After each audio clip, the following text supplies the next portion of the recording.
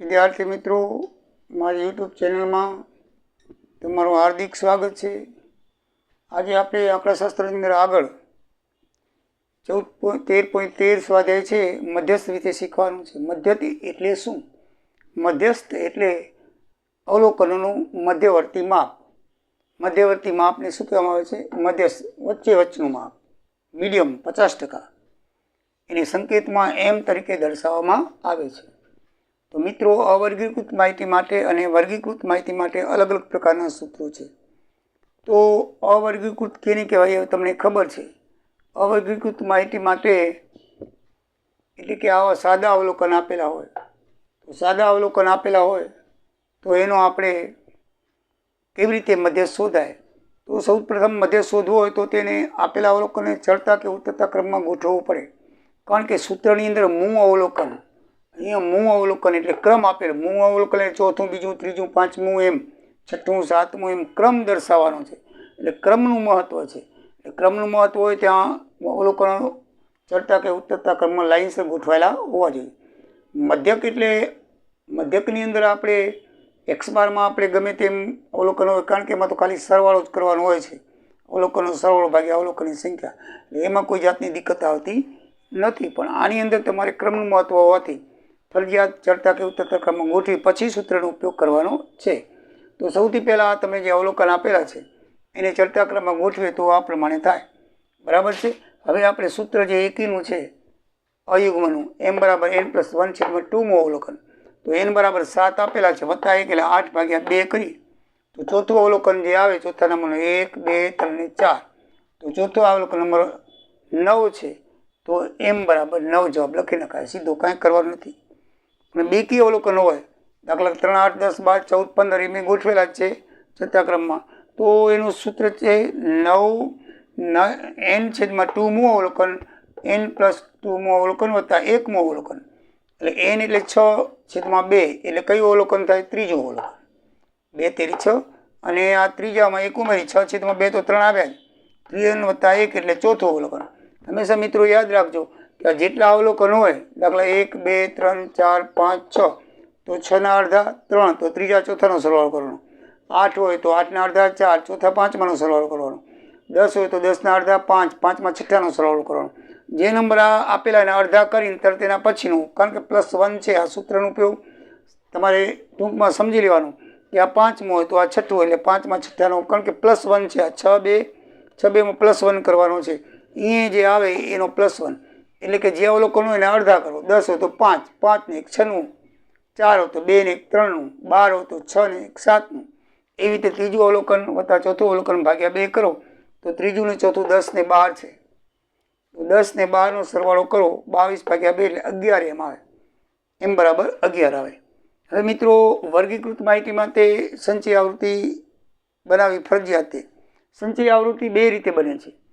વર્ગીકૃત માહિતી માટે સૌથી પ્રથમ સંચય આવૃત્તિ શોધવી જરૂરી છે, જેને CF કહેવામાં આવે છે ટૂંકમાં।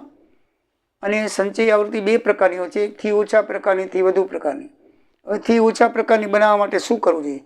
તો થી ઓછા પ્રકારની આવૃત્તિ વિતરણ બનાવવા માટે પ્રથમ આવૃત્તિ લખી, જે પહેલી આવૃત્તિ આપે એ લખી હોય, પછી ક્રમમાં એમાં ઉમેરતા જવાનું, અને અંતે જેટલું આવૃત્તિ ટોટલ થાય એ આંકડો આવવો જોઈએ। દાખલા તરીકે આ ઉદાહરણ તરીકે મેં આપી છે 0, 10, આવૃત્તિ 8, 10, 20, આવૃત્તિ 15, 20, 30, આવૃત્તિ 18, 30, 40, આવૃત્તિ 6, અને 40, 50નો વર્ગ આવૃત્તિ 3। તો આની અંદર પહેલી આવૃત્તિ છે 8, તો ઉધ્રવસીમાંથી લેવાનું 10 થી ઓછા, એટલે 10 થી ઓછા 0, થી ઓછાનું બનાવવાનું એટલે અહીંયા લેવાનું 10 થી ઓછા, 10 થી ઓછા કેટલા? 8, પછી અહીંયાથી લેવાનું 20 થી ઓછા, તો આગળની આવૃત્તિ ઉમેરી દેવાની 15, 8 ને 15 23, પછી 30 થી ઓછા 18 ઉમેરી દેવાના, 23 ને 18 41, પછી 40 થી ઓછા 6 ઉમેરી દેવાના 47, અને 50 થી ઓછા 3 ઉમેરી દેવાના 50। હવે તમે આનું ટોટલ મારશો, 50 આવશે, 6 3 9 ને 18 27 ને 8 35 ને 15 50, તો 50 આવૃત્તિનું ટોટલ થાય, છેલ્લો આંકડો એટલો આવવો જોઈએ થી ઓછા પ્રકારમાં। તો આપણું આ સંચય આવૃત્તિ સાચું ન કે ખોટું, બરાબર? પહેલી આવૃત્તિ લઈને પછીની આવૃત્તિ ઉમેરતા આવવાનું, 8, પછી 8 વત્તા 15 વત્તા 18 વત્તા 6 વત્તા 3, એ રીતે ઉમેરો એટલે થઈ ગયું થી ઓછા પ્રકારનું આવૃત્તિ વિતરણ। હવે થી વધુ પ્રકારનું બનાવવું હોય તો તમારે પહેલાં ટોટલ લેવું પડે આવૃત્તિનું, પ્રથમ આવૃત્તિની થી ઓછા પ્રકારનું આમાં બધાનું ટોટલ કેટલું છે 50. તો સૌથી પહેલાં 0 અથવા 0થી વધુ કરીને 50 લખવાના અને પછી 10 પકડવાના. અહીંથી જેમ આપણે 10 પકડ્યા એમ 10 અથવા 10થી વધુ. હવે એમાં આપણે ઉમેરતા હતા, આમાં અવલોકન બાદ કરવાનું. ધ્યાન રાખજો, થી ઓછામાં ઉમેરવાનું અને થી વધુમાં બાદ કરવાનું. બસ એ યાદ રાખવું. થી ઓછામાં ઉમેરવાનું, કેમાં ઉમેરવાનું? પહેલા આવૃત્તિમાં. અને થી ઓછા બાદ કરવાનું, કેમાંથી બાદ કરવાનું? આવૃત્તિના ટોટલમાંથી બાદ કરવાનું. બસ એટલે તમને થી ઓછા અને થી વધુ આવડી ગયું. થી ઓછા અવલોકન ઉમેરતા જવાનું, પહેલા અવલોકનની અંદર ઉમેરતા જવાનું ઠેઠ સુધી, છેલ્લે અવલોકનનો સરવાળો આવશે. થી વધુમાં સરવાળામાંથી પહેલું અવલોકન, બીજું અવલોકન, ત્રીજું અવલોકન બાદ કરતા જવાનું, છેલ્લે છેલ્લું અવલોકન આવશે. જુઓ 50 સરવાળો 50માંથી પહેલું અવલોકન 8 બાદ કર્યા 42, પછી 20 હતા 20થી વધુ તો 42માંથી બીજું અવલોકન 15 બાદ કર્યા 27, પછી 30 હતા 30થી વધુ ત્રીજા અવલોકનમાંથી 18 બાદ કર્યા 9 સરવાળામાંથી, પછી 40 અથવા 40થી વધુ અને 9માંથી સરવાળામાંથી ચોથું અવલોકન બાદ કર્યું એટલે છેલ્લું અવલોકન 3 આવી ગયું. એટલે આ જે છે 50, 42, 27, 9, 3 એથી વધુ પ્રકારની સંચય આવૃત્તિ કહેવાય. અને 8, 23, 41, 47 અને 50 એથી ઓછા પ્રકારની આવૃત્તિ વિતરણ કહેવાય. મિત્રો, થી વધુ ને થી ઓછામાં કંઈ નથી.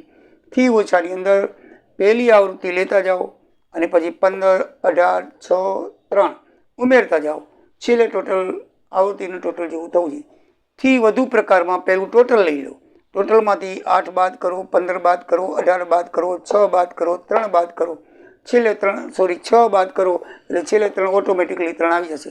તમારે ખાલી એક છેલ્લું અવલોકન બાદ કરવાનું નહીં આવે. છેલ્લું અવલોકન બાદ કરવાનું નહીં આવે, ઓટોમેટિકલી આવી જશે. ટોટલમાંથી 8 બાદ કરો, પછી 15 બાદ કરો, ટોટલમાંથી બાદ કરતા જવાનું જેમ આમ કર્યું. 50માંથી 8, પછી વધ્યા 42, 42માંથી 15, પછી વધ્યા 27, 27માંથી 18, પછી વધ્યા 9, 9માંથી 6, સીધા આવી ગયા 3. છેલ્લું અવલોકન ઓટોમેટિકલી આવી જશે. એટલે હવે તમને થી ઓછા પ્રકારને થી વધુ પ્રકારની અંદર કોઈ સંદેહ ન રહેવો જોઈએ. થી ઓછા એટલે અવલોકન ઉમેરતા જ જાઓ, થી વધુ એટલે ટોટલમાંથી અવલોકન બાદ કરતા જાઓ. બસ આટલું યાદ રાખી લો.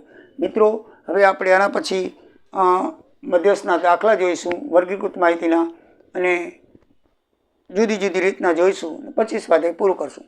તો મિત્રો, તમે મારો વિડીયો લાઈક કરજો, સબસ્ક્રાઈબ કરજો અને તમારા મિત્રોને ફોરવર્ડ કરતા રહેજો. એક પછી એક વિડીયો મૂકતો રહીશ, તમે જોતા રહેજો. ધન્યવાદ. જય સીતારામ, જય દ્વારિકાધીશ.